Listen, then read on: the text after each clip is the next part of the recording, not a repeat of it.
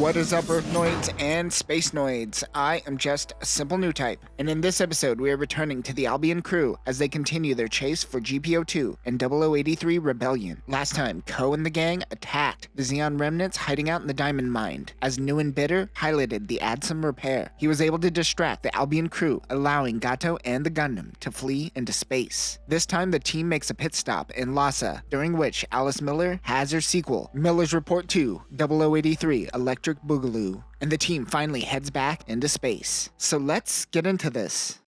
October 22nd, UC0083. Kraken team member Claire is breaking into the port side of a base, which happens to have a mass driver system. Ever since Gato informed the Kraken team that the Zeon Space Marines still exist through Chima's fleet, she instantly decided to find a way into space. Chima was also a temp professor that Clara met at the Naval Academy. She is excited to head back. October 23rd, UC0083. A Draw C grabs Gato's HLV. Musai-class ships lay down some cover fire. EFF launches mobile suits and balls. Gato and the GP02 exits the HLV holding an anti-ship rifle that was handed down by New and Bitter. He fires and is able to take down a Salamis in one shot. EFF retreats, but Gato runs into a Gelgoog commander type. It is Chima messing with him. It is a weird moment. She helped him just so she could tell Gato that she is taking part in Operation Stardust, but then instantly pieces out and doesn't help him with his escape, which is weird because they will soon meet up in the same place anyways. I guess this is to emphasize how much of a crazy bee Chima is. The Albion needs repairs, so they head to Lhasa.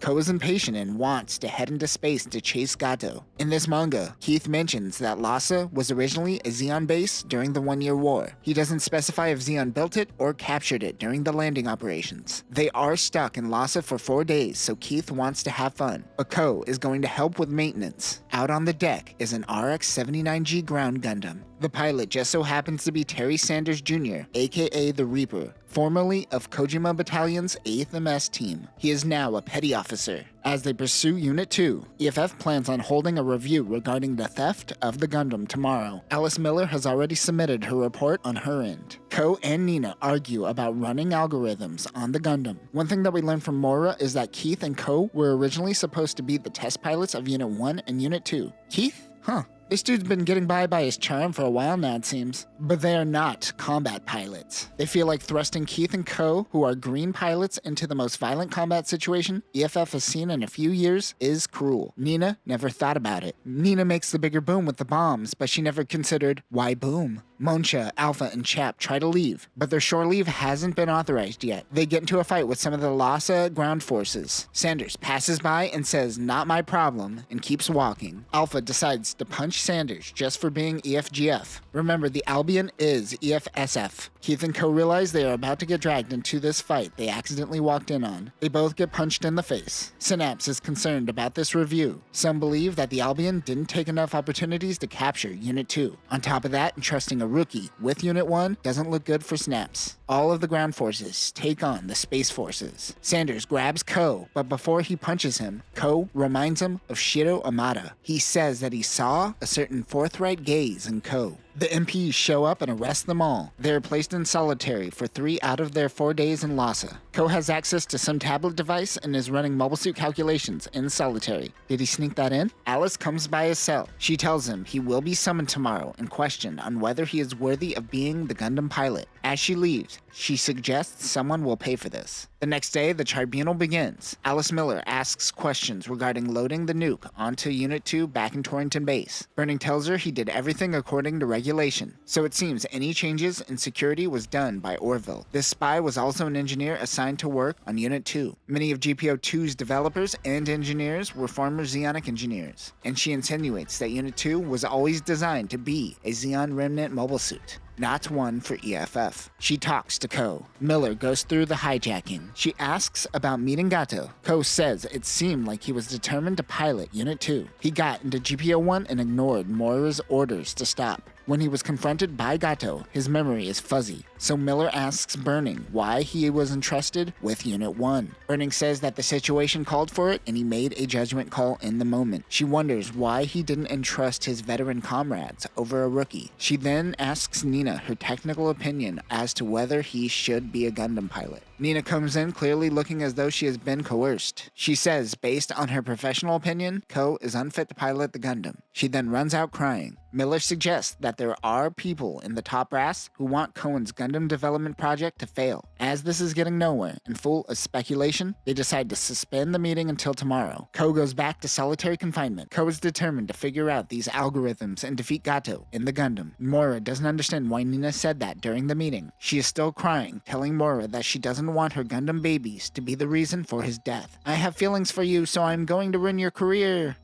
Next she's gonna tell me she has some past relationship with the enemy or something.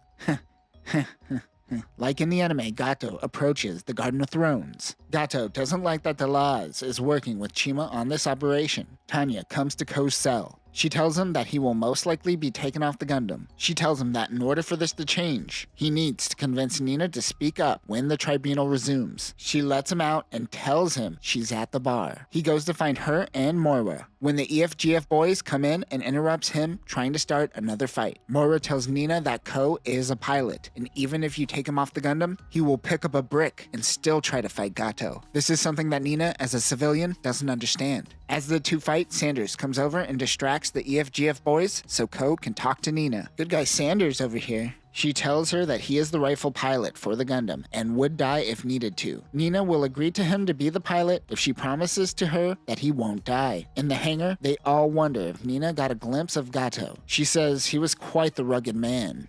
What? Everyone looks at her weird. Nina and Ko get into the cramped Gundam cockpit. Gato's comm data has level 3 classification. The two accidentally touch hands while touching the thruster. This makes Ko's thruster rev up. They forget that Moira is watching them on the monitor and the two are embarrassed. The next day, Nina once again gives a testimony and shows data to demonstrate that Ko is the best pilot for the Gundam. Now that her investigation is over, Alice Miller will be making her leave. However, Tanya will stay on board the Albion as an engineering auditor. Rachel Milstein comes from Jabura with direct orders from Vice Admiral Cohen. Hey, she's from Mobile Suit Gundam Lost War Chronicles. She says that their orders are to continue to pursue GP02 and to head out into space. Alice Miller tells Ko to give them hell. The Albion makes its departure from Lhasa. Gato meets with Delaz. He hates that Delaz is relying on Chima, but it was necessary while he was on Earth. He tells Gato to stick to the plan and allow him to focus on Chima. Chima talks to the director of Anaheim Electronics, O'Sullivan. They're giving supplies to her fleet. She calls the dogs at Anaheim Electronics cowards that do not die a good death. And oh boy, does this guy's death get brutal. More on that soon. She threatens to drop a colony on Luna for being too cheeky with her. Chima notices the Albion leaving Earth with another ship. They decide to give him a gift. The ship following the Albion is an Anaheim Electronics transport ship. Unit 1 is set up for Earth use, and they are taking it to the moon to get its space loadout. Since they are in the middle of a chase, they can't afford to let Ko go with the unit. He will use Burning's Gym Custom for the time being. Ko thinks that he has some software that can compensate for the AMBAC calculations in space, and they could use the unit without having to transport it. Rather than say nice things to one another before they depart, Ko and Nina argue over calculations. Ko wants to prove it while transporting the unit to the Anaheim Electronics transport ship. That is when they get a red alert. Chima and her squad of Gelgoogs approach the ship. Everyone launches. Keith runs defense by the ship. Burning wants Ko to return and pilot the Gym Custom, but he thinks it's too late and he is already in the Gundam. Like the OVA, Ko's algorithms were wrong and he is failing. Chima begins tearing through the Gundam. Nina panics and jumps out of the hangar. She grapples to a tiny booster, which Tanya is on. She says that Anaheim is good with weapons, but not great at military tactics. They go to recover the Gundam. Burning breaks off his cast so he could get back into his mobile suit. Keith in the Gym Cannon 2 protects the Gundam as it makes its retreat. That is when Burning comes onto the battlefield. He tells the Anaheim team to head out to the moon quickly. It looks like Ko is taking a ride to the moon after all. Chima makes a retreat. Burning tells Monsha not to follow. They're just happy Burning is on the battlefield again. The Immortal Fourth is back in action. Keith goes, hey guys, don't forget about me.